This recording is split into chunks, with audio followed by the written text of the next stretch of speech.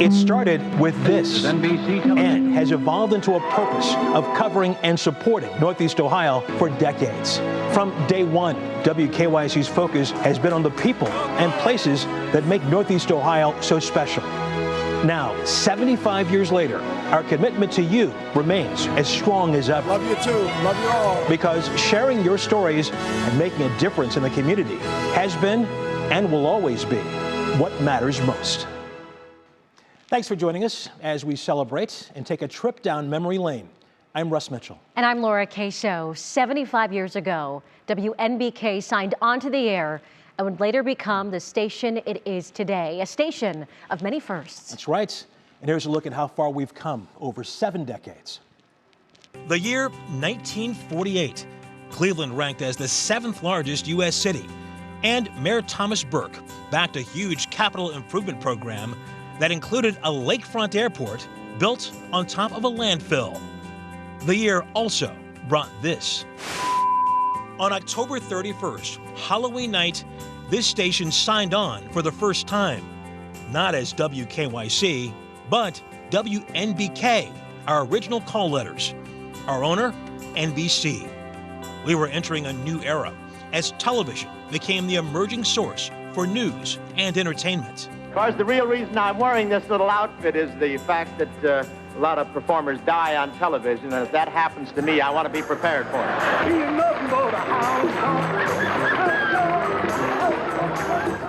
Westinghouse assumed ownership of the station in 1956, bringing new faces to town and new call letters, KYW-TV.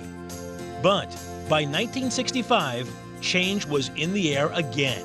Well, ladies and gentlemen, this is KYW Cleveland, a Group W station, Westinghouse Broadcasting in Cleveland. That's the last time you'll hear that. NBC returned as our owner, and we became WKYC TV. The following program is brought to you in living color on NBC. The first in town to broadcast in Technicolor. TV3 presents the award-winning 11th Hour Report. Welcome, neighbors. Merry Christmas. Our station legacy includes a rich tradition of locally produced programming. From Lynn Sheldon's Barnaby to The Mike Douglas Show, produced here for the first 5 years of its 20-year run. During its Cleveland era, the daily variety show helped launch the careers of many well-known stars, including a week-long co-hosting stint by a then 20-year-old Barbra Streisand. I remember we paid her $1,000 for 5 90-minute shows, and Westinghouse thought so little of her that they erased the tapes to make editorials. From live performances of the Cleveland Orchestra to a nationally recognized documentary series called Montage, WKYC offered viewers thousands of hours of locally produced programming each year. That also included sentimental favorite Today in Cleveland, hosted by Del Donahue and Tom Haley. No, it's sponge cake. Sponge cake. The years that followed brought more changes, including a new address, as WKYC Studios moved to a new home, built from the ground up on Lakeside Avenue. It's here we began broadcasting in high definition, expanded our daily news coverage, and brought our audience even more original content on our streaming platform, WKYC Plus. Of course, the faces and images have changed over the years, but WKYC's mission has stayed the same. We're here to cover the news, share your stories in good times and bad, and celebrate our home, Northeast Ohio. Our station has an incredible story, and through it all, we've shared the laughter, the tears, the triumphs, the agony, and of course, the uncertainty. Our team has witnessed history unfold and brought you the stories that shaped Northeast Ohio. Maureen Kyle takes a look back at some of the most defining moments. When WKYC was first broadcasting in Northeast Ohio, the area was booming with development and industry. Growth was what put us on the map. But in 1966, it was the explosive Huff riots that grabbed the nation's attention. For a week in July, racial tensions in the Huff neighborhood led to 4 people killed, 50 injured, and 275 arrests. There was an outbreak of looting and vandalism in the predominantly African-American neighborhood that was overcrowded and allegedly overcharged by merchants.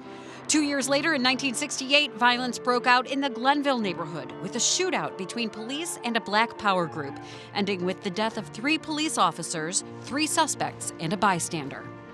In 1969, June 22nd, Cleveland got a dubious reputation when an oil slick on the Cuyahoga River caught fire. It lasted about 30 minutes and caused $50,000 in damage, but it was a catalyst for the U.S. government establishing the Environmental Protection Agency to regulate pollution. In 1970, May 4th, members of the Ohio National Guard fired into a crowd of Kent State University students who were protesting the Vietnam War. 4 were killed and 9 were injured. The shooting sparked a nationwide student strike at colleges and universities across the country. In 1976, U.S. District Judge Frank Battisti ruled that Cleveland public schools need to be desegregated. A special master was appointed to develop a plan, and within 2 years, the schools were open to all students. In 1976 through 1977, Cleveland got its nickname Bomb City, USA, thanks to increased mob activity. This was the height of Danny Green's career when his gang clashed with the mafia.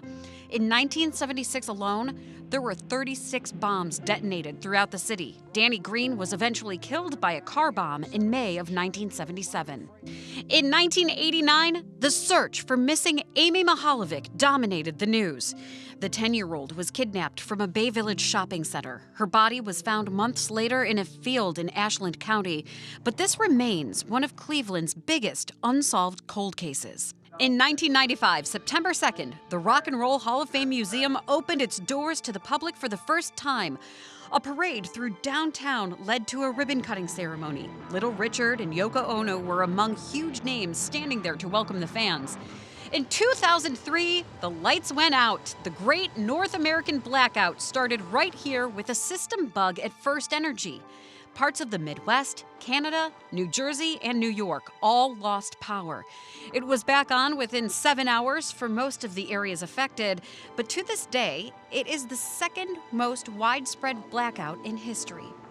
In 2008, federal agents were fanned out across the county executing warrants and raiding homes and businesses. Their focus was County Commissioner Jimmy DeMora and Auditor Frank Russo. Investigators uncovered a long-time pay-to-play scheme leading to multiple felony convictions. In 2013, Cleveland witnessed a miracle. 3 missing girls were found safe in one home. Amanda Berry, Gina DeJesus, and Michelle Knight were found after being held captive in Ariel Castro's home for 10 years. Their rescue became international news and hope for families across the world with missing loved ones. Castro later hung himself in his jail cell. In 2014, 12-year-old Tamir Rice was killed by police at the Cudell Rec Center, sparking national outrage. Rice was carrying a replica toy gun, but videos showed police shot him seconds after pulling up to the scene. Protests broke out in the days following. The officers weren't charged with a crime. In 2016, all eyes were on Cleveland as our city hosted the Republican National Convention. Delegates gathered to formally nominate then-candidate Donald Trump. Media from all over the world covered the convention and one of Cleveland's biggest parties to date. And some of TV's biggest pioneers have called WKYC home. One of those was Wally Canaan, the weatherman. And when you tuned in, you never knew what would happen, including an appearance by the legendary Lawrence Welk. Well, tonight we've called in a substitute here to give you an introduction. I would like to introduce Wally Canaan, the weatherman, a great tumbler player, a wonderful tumbler player that I've got to have in my orchestra. A 1 and a 2. Oh, that's too much. Thank you, Lawrence. What a moment. Wally was born just outside of Columbus, and working in TV in Cleveland was a dream come true for him. In 2008, WKYC made history once again on the weather front. Betsy Kling took the reins as Cleveland's first female chief meteorologist. Joining our team more than 20 years ago was a homecoming for Betsy, too. She's a Copley native. Here's Betsy in her own words describing what it was like for her to come home. The plan was to try and get back home. My family was here. This is where I grew up, and I love this area. Called down to the GM's office. And there's an opening in Cleveland. They want to know if you're interested in it. And I was like, when do I start? Right, we're going to do that again. Just because you land that dream job, or you finally feel like you're in a place where you can stay for a long time, that doesn't mean you let your foot off the accelerator. I was a very, very tiny fish in a very big tank, and slowly but surely started to feel more and more comfortable and grow a little bit. The winds are whipping in downtown Cleveland, and we are literally turning this town pink. I've helped with a lot of major events that have been in downtown, with all-star games, triathlons, you name it, air shows. I've been down to, Cape Canaveral several times following along with the Artemis mission. And behind me is the top of the rocket. Tons of pinch me moments. And we've got a special guest. One of the big ones was getting to do the weather with Al Roker. This was just a couple years ago, and he actually stepped aside and let me do the forecast, which was bam! Like I got done, and I was just like, I still get emotional about that. It's a big deal. We're just getting started. Coming up, 3 WKYC legends share their stories of covering Cleveland news for decades.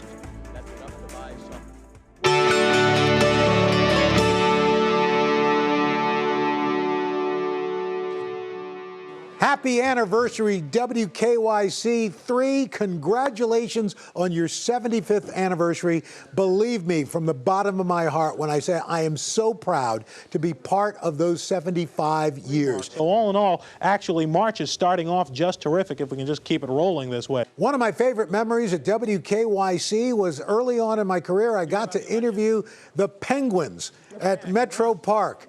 My gosh, they wouldn't really share much, but boy, were they well dressed. I spent 5 years at WKYC, and they were the best 5 years of my life.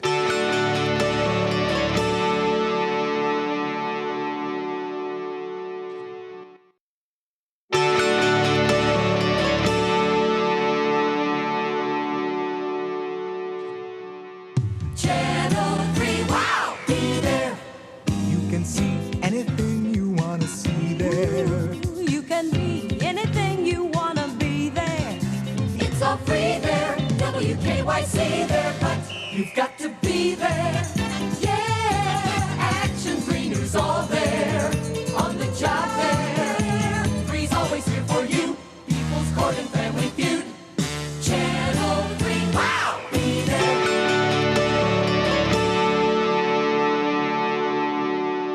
Oh, pretty snappy there. It really is. I love it. Love it. Over 75 years, WKYC has been the home for many, including the likes of Phil Donahue, Mike Douglas, Dick Goddard, and actress Katherine Hahn. Our own Christy Paul recently got to sit down with 3 legends who called Channel 3 home. Virgil Dominic, Joe Mosbrook, and Tom Barris share with her some of their most memorable stories. The story that impacted me a lot in my career was back in 1967. We had a major election, and Carl Stokes became the first African-American to become mayor of a major... The first elected mayor. Of a major American... Walter Washington was mayor of D.C. before, but he was appointed. Yes. Carl was the first elected. See how smart these guys are. All of you collectively. But he was an absolute incredible man. He was charismatic. He was handsome. He had a eloquent manner of speaking. And I never will forget him. As the gentleman has said, we were all close in those days, with the newsmakers. They all knew us. They knew us by our first name.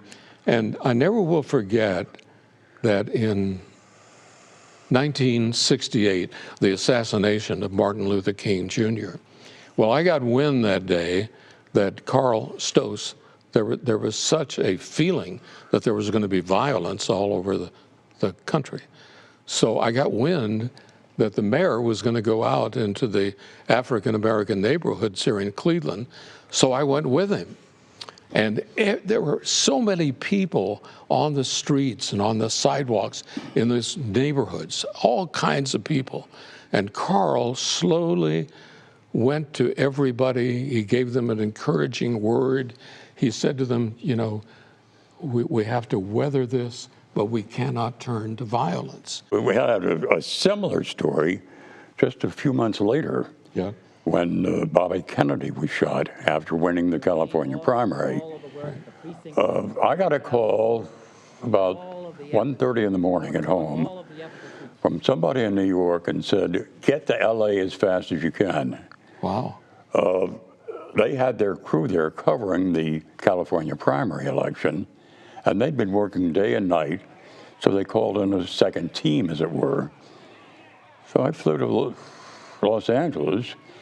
We ended up in the same studio with Huntley and Brinkley, where they were covering the primary, and I was assigned to do radio hourlies from that studio. It was basically a death watch as Bobby Kennedy was in the hospital. And we went on the air, I think it was like 1 o'clock in the morning with one of them.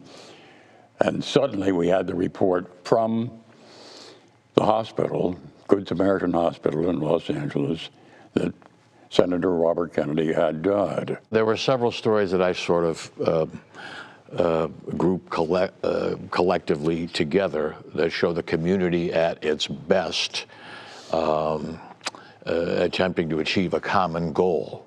So you have three things. There was the Rock and Roll Hall of Fame, and there was the great battle to bring the Browns back, and there was the great unified effort to persuade the Republican Brain Trust to bring the convention here in 2016. These are all examples of all the segments of the community, both political parties, different levels of government, organized labor, business community, all in harness and pulling the same direction to accomplish something significant for the community.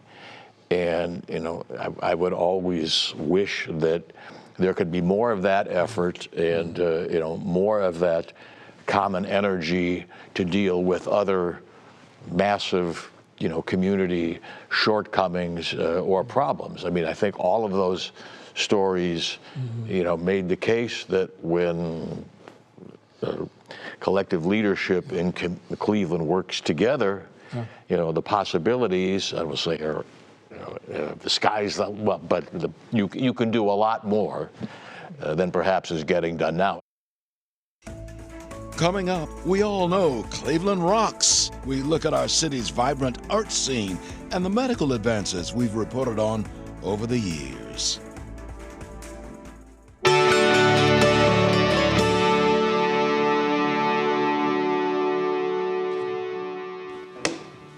I bet you this will be worth something someday. This is one of the original clapboards used by the movie makers for The Light of Day and left behind here at the Euclid Tavern. Hi, everybody. This is Jim Hooley. 75 years serving your community. That truly is something to be proud of. And I'm sure Cleveland is very thankful for all of those efforts as well. Have a great anniversary. And here's to another 75.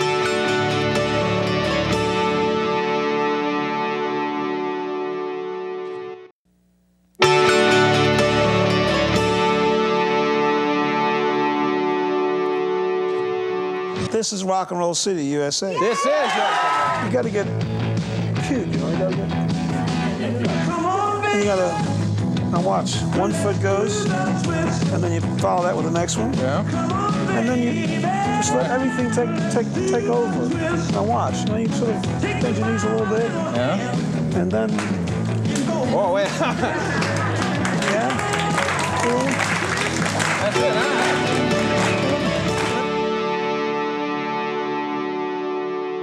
I'm not sure if Scott ever got that right, but Chubby Checker sure did. Yeah. Cleveland truly is a rock and roll city.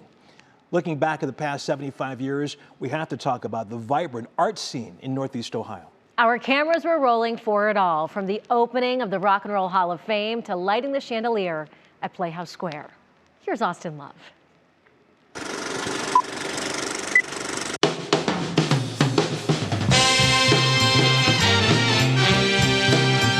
Art, theater, and rock and roll have defined our city over the past 75 years. Cleveland punches above its weight in terms of the cultural impact. It's phenomenal. You know, the Art Museum is one of the best in the world. The orchestra is one of the best in the world. The Rock Hall is phenomenally successful, a great institution. And Playhouse Square is massive and successful. That's just four. Why does no one know about this? I don't understand. It's one of the best kept secrets in the US. Maybe the best kept secret nationally, but here in Northeast Ohio, celebrated. Playhouse Square has the highest number of season ticket holders in the country, more than any other city. That's phenomenal, 40-something thousand. Cleveland's theater love affair started back in the 1920s with the opening of the State and Ohio Theater. At the time, some of the swankiest theaters in the country. And while Playhouse Square was bustling for decades, in the 1960s, the theaters were abandoned, left rotting, and almost demolished in 1970. There was this plan to raise them all to the ground and put in an open lot car park. Can you imagine? Like where we're sitting now, all this would have been just demolished. But instead of being demolished, the theater district not only was saved, but resurrected. And I love this story. It was the locals of Cleveland that thought, hang on, this can't be, this can't happen. We have to save these theaters. So they got together, they raised money by putting on a cabaret season for about 2.5 years, right where we're sitting, in this lobby, because the theater was so derelict you couldn't use the theater. It was the largest theater restoration in the world, and it was spearheaded by the people of Cleveland. Has been completely renovated to its original 1921 splendor. And when it was finally reopened in 1988, our cameras were there. Live from downtown Cleveland, Channel 3 presents Opening Night at Playhouse Square. Well, this is very special. It's a piece of my heart. This is probably one of the most exciting nights of my life. It was saved by the community, restored by the community, and now it's patronized by the community. That momentum continued in Cleveland with the opening of the Rock and Roll Hall of Fame 7 years later in 1995.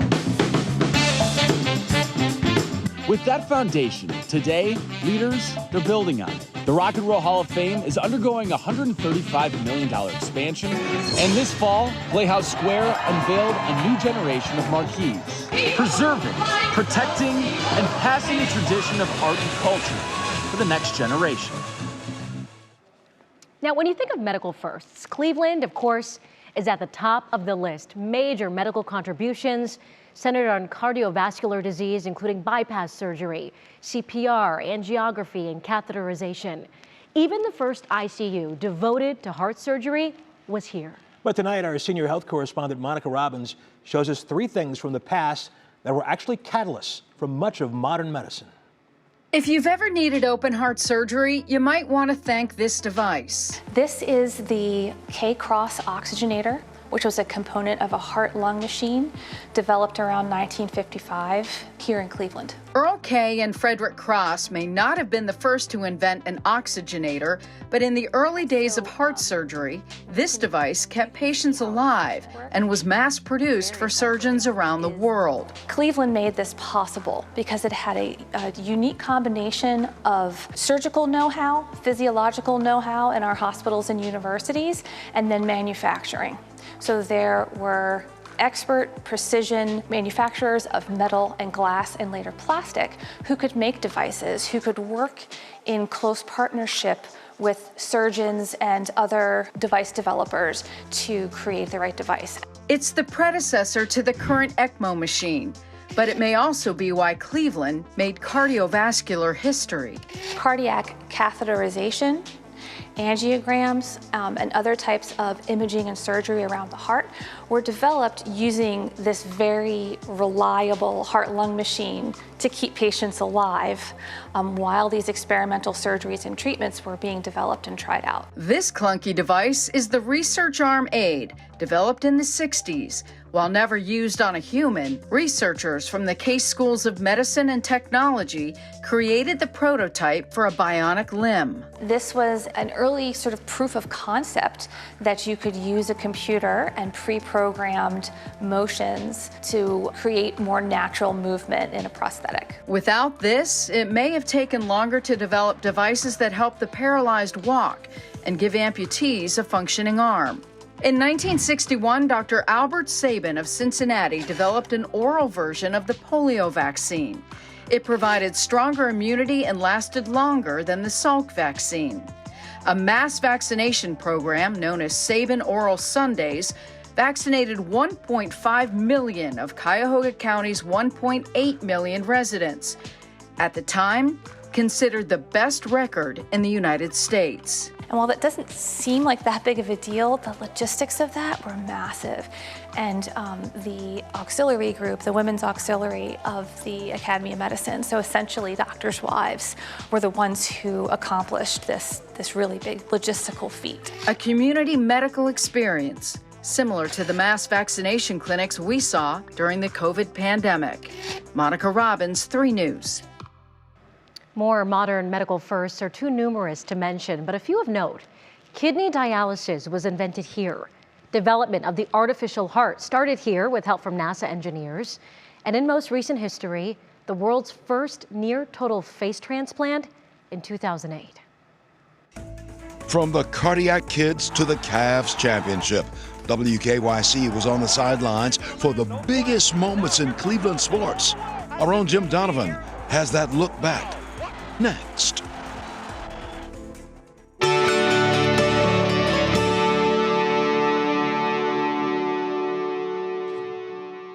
Hello from the Northwest. I'm Eileen Corey, and I used to work at WKYC from 1984 to 1992 as the medical reporter.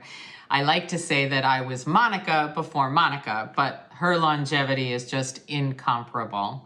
To this day, I am grateful that I had the opportunity to tell stories that made a difference in people's lives, even saved lives. I feel truly blessed to have had a chance to work at a great TV station with great people. Happy anniversary, WKYC.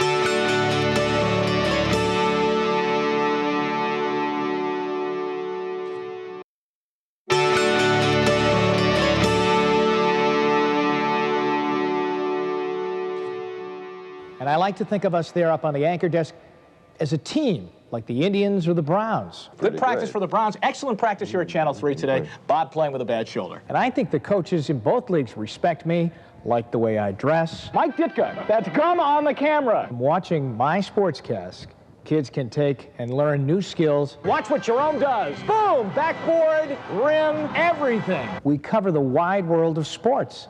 And I don't think that line's been used, has it?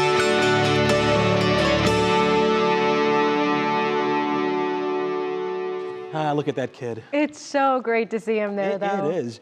Jim Donovan, of course, has covered the highs and lows of Cleveland sports since joining WKYC back in 1985. In 1999, he took over as the voice of the Browns with his legendary radio play-by-play. Jimmy takes us on our journey through all the memorable sports moments in the last 75 years.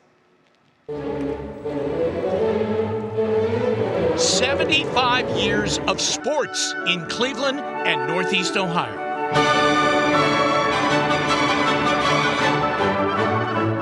What a ride.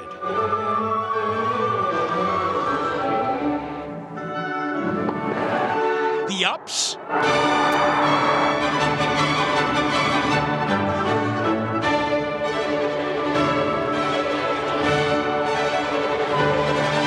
To third is Lofton. They have no play. And now here comes Lofton all the way. How does it feel to be here and winning?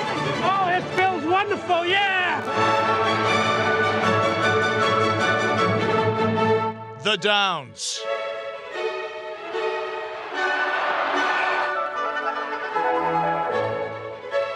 Jordan.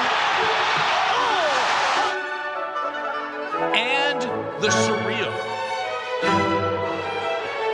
Irving puts it up. It's good! Kyrie Irving from downtown! It was back in June of 2016 we experienced sports euphoria. The Cavs and Golden State Warriors, and it's Game 7 of the NBA Finals. It's over! It's over! Cleveland is a city of champions once again! The Cavs win it in a thriller, and LeBron James makes good on coming home and that promise of winning a title for Northeast Ohio. Then, a few days later, wow, Over 1 million people lined the streets of downtown Cleveland for a championship parade. It was the perfect way to celebrate. I thought it was a tremendous team victory today. Most satisfying game that I've ever participated in, without a doubt. The history of the Cleveland Browns reads like a movie script, and WKYC has had a front row seat. From the highs of 4 NFL championships, the Cardiac Kids, Bernie Kosar, and the Browns winning a playoff game against the Steelers in Pittsburgh during that 2020 COVID season. Nick Chubb is in, touchdown! They will beat the Steelers in the opening round of the playoffs. To the lows of Red Right 88, the drive, the fumble, and an embarrassing 0-16 season.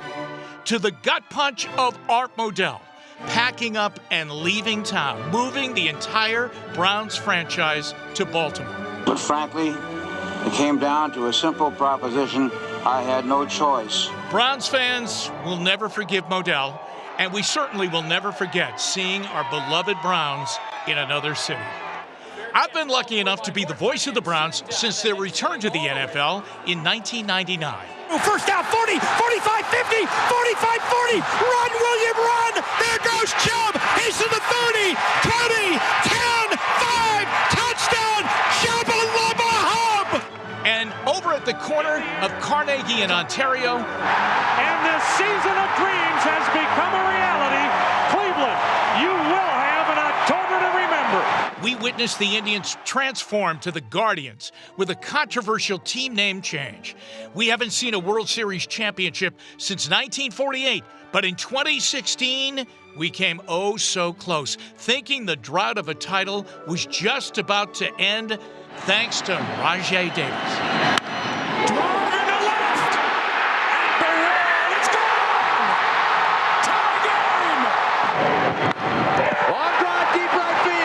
Back in the 90s, no lead was safe for any opponent. That's how much firepower the Indians had in their lineup. It was must-see TV, and in person, 455 consecutive sellouts at Jacobs Field. The magic is back at Jacobs Field. Sports is what brings a community together. Sports is the common denominator. And here in Cleveland and Northeast Ohio, it's been quite a ride the last 75 years. Wow, you know, through all the highs and lows, one thing remains the same. Those Cleveland sports fans, they do not mess around, and neither does Jim Donovan. He does not. It is such a treasure to work with him. We've 100%. talked about this before. Jimmy comes every day. He doesn't have a script.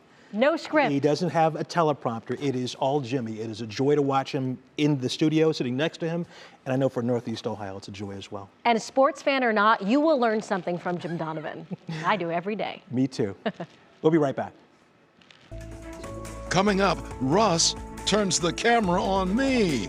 I look back at my earliest days of storytelling here at WKYC.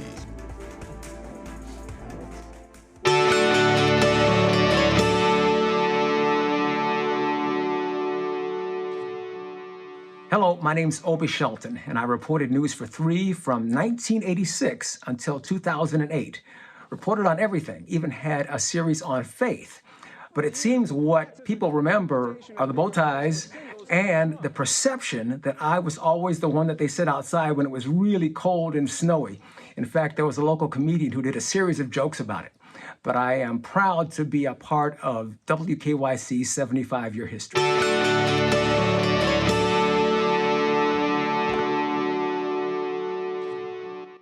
My 6th grade teacher said to me, "Leon, someday you're going to be a journalist."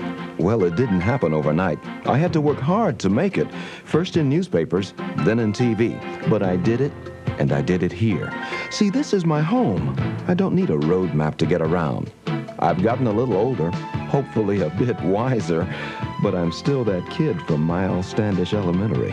Good evening, everyone. I'm Leon Bibb, and this is what's happening. Another scorcher today.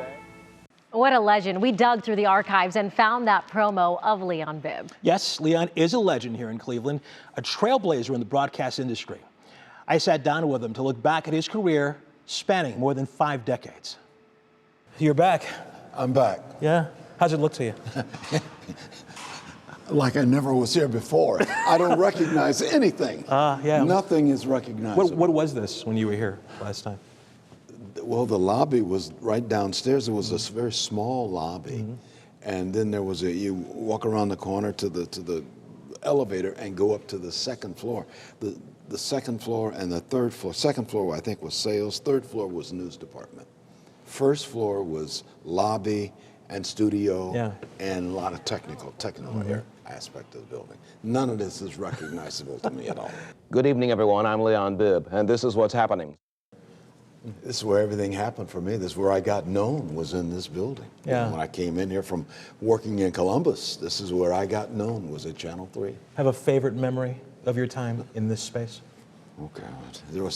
There were so many. I mean, it was just, every day was a memory, and some classic assignments. I mean, you know, the Persian Gulf War, at least the Desert Shield.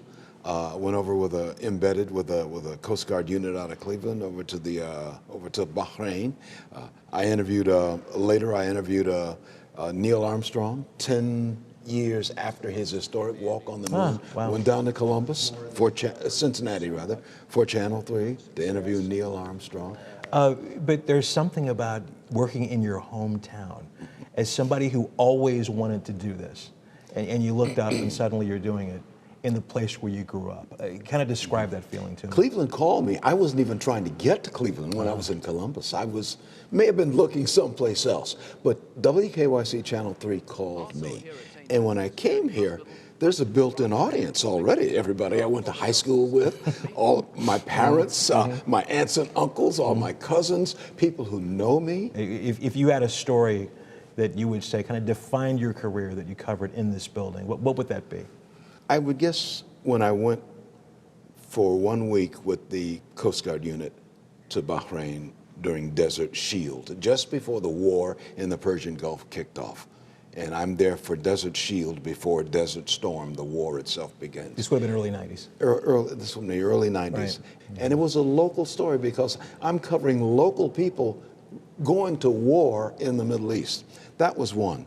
And that would have been in 91, 92 time period. And then in 84, I came to work in this building, and they said, don't even take off your coat. You're getting ready to fly down to North Carolina because Hurricane Gloria is going to hit. We've got a satellite truck down there, and we want Channel 3 represented with the network. So you're going, now I'm in a suit and tie. I'm getting ready to go in there and anchor the news like you. I'm getting ready to do that. But I had to run out and buy foul weather gear because I've got a plane I got an airline waiting for me. My wife Marguerite didn't even know that I was going to North Carolina. This is before cell phones. I called her from North Carolina after she got home from work and says, I'm down here to cover the hurricane. And she says, why did they send you? I said, because this is what I do. This is what I am. You know, in talking to Leon, you can talk to him for 2 days easily. and not get tired of it at all. I can listen to him read the phone book, but it is always fun to sit down with him and hear his amazing stories of his time here. You know, seeing the two of you, though, on that screen, it makes me think we have two of the best journalists in the country in this station for all of us to learn from and grow from, and we are very lucky. And that includes you, Mr. Russ Well, Mitchell. you are very sweet. I tell people all the time, and I'll say it again here, I'm able to sit in the seat that I sit in today because Leon Bibb sat in it first. Two amazing journalists, the best. We'll be right back. Coming up, only in Cleveland. We certainly live up to that phrase. Mike Polk Jr. looks back at some of those bizarre stories that left us all speechless.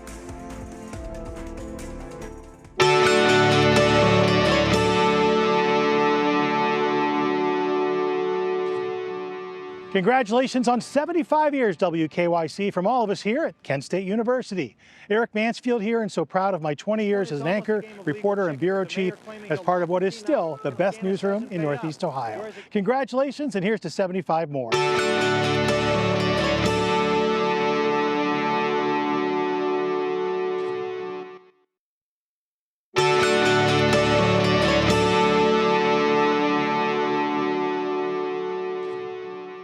It was 10 o'clock the morning of August 20th, 1938, when history was made right here on Public Square. Cleveland Indians players Frank Pitlack and Hank Helf caught balls thrown by their fellow player Ken Keltner 680 feet above the ground. That was a world's record. Well, today, that record's up for grabs. From the same spot Keltner stood 42 years ago, the catwalk of the Tower Dome, owner of the professional softball team, the Cleveland Stepien competitors, Ted Stepien, agreed to toss regulation softballs to 6 members of his team. 10,000 people watched the record-setting catches in 1938. About that many were out today. And even though there were practice drops with tennis balls and police cautioned spectators to stay back continuously, it wasn't enough. The first toss hit 24-year-old Gail Folinsky of Strongsville and broke her right wrist. The second toss went awry and hit 66-year-old Russell Murphy of Cleveland in the shoulder. The third ball bounced harmlessly in the street. But it was the fourth one that set the record. Here it comes! 24-year-old Mike Zerfoss, a first-year outfielder for the competitors, caught the ball perfectly in the webbing of his glove. He says there was nothing to it. I just tried to stay with it the best I could, and I just went back on it good and it came to me. What, did it hurt? No, it didn't hurt at all. I got a big glove here. Even though Zerfoss's catch could qualify him for a spot in the Guinness Book of World Records, he says it's satisfaction enough just knowing he's one of only 3 people ever to catch a ball thrown from 680 feet high. Quentin Bradford, Action 3 News.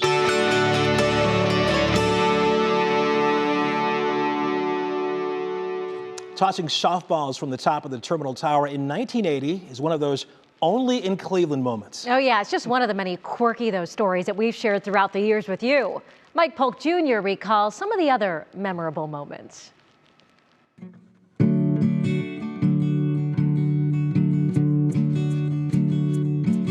It was Cleveland Balloon Fest 1986, and for reasons not entirely clear, they sent 1.5 million helium balloons into Cleveland's lower atmosphere. 3 was on the scene when the weather turned mean and they all tumbled out of the air. 'Cause when weird news happened, 3 was there.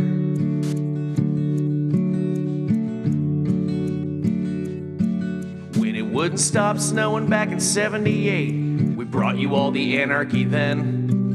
When the river caught fire back in late 52, and then later when it happened again. Lake Erie is usually held up as the prime example of polluted water. We reported on a range of stories, freaky and strange, and we covered all the crazy with care. 'Cause when weird news happened, 3 was there. What, did it hurt? No, it didn't hurt at all. I got a big glove here. We were there when the city went into default, 'cause we couldn't pay our bills, it would seem. We were there when the Browns fans pelted the refs, 'cause they took a win away from the team. We were there when the midgets helped us win a big game, and when our mayor burned off all his own hair. 'Cause when weird news happened, 3 was there. The field is being pelted now from the dog pond. Weird news happens, 3 is there.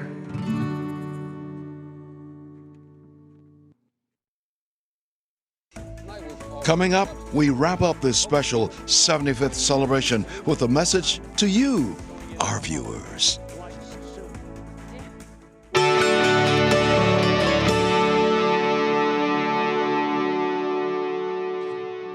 Hey there, Cleveland. I'm Doreen Gensler. I anchored the evening news on WKYC back in the 80s, 83 to 87.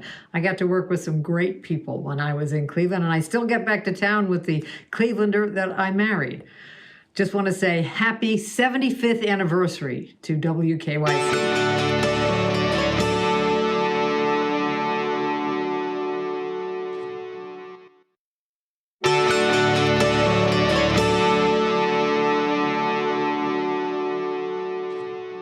I don't do this for the money. Hell, you did get starved for that. We make a basket a day, some days, when you feel like it. Yeah, this is fun? Sure it's fun, or I wouldn't do it. Keep me young, you know? Sure. Take hold here once. That's a young man's arm. The old basket maker has in fact been around for 88 years, but probably is the most sturdy, the most talkative, most entertaining craftsman at the Yankee Peddler Festival. OK Red Pierce came to this canal floating event from his home in Wellston, Ohio, with a craft taught him by his grandpa, and even an enduring example of grandpa's work. Back then, everybody that made baskets was poor, ignorant sons of that didn't know straight up, see? That's all they could do was make a basket. And I was damn careful not to tell anybody that I've made baskets. No way, shape, or form. Red, you look like Santa Claus. Well, I am Santa Claus for all these good-looking women. Tell them, sit on my knee, tell me what they want for Christmas. I get a bang out of that. Well, wouldn't you? You betcha. Yeah. Do you try to be an example to young people, though? No. No. My God, no. That wouldn't do. You must have a philosophy of life. Well, I do. Live today. Yesterday's gone, tomorrow never comes. Right? You're right again, Red. Del Donahue with the old basket maker at Yankee Peddler Festival.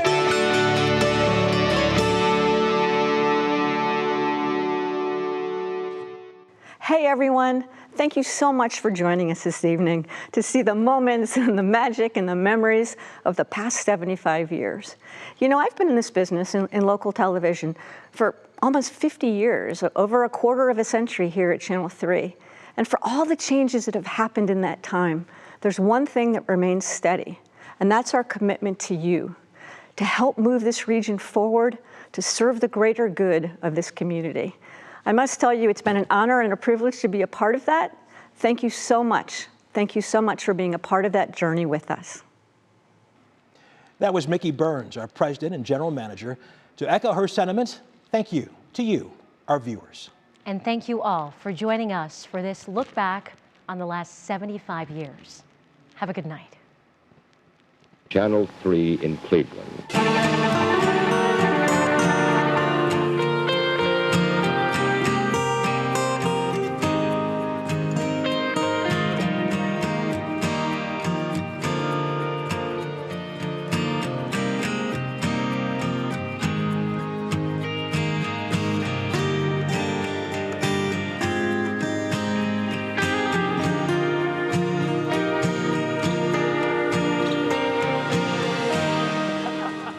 Way back.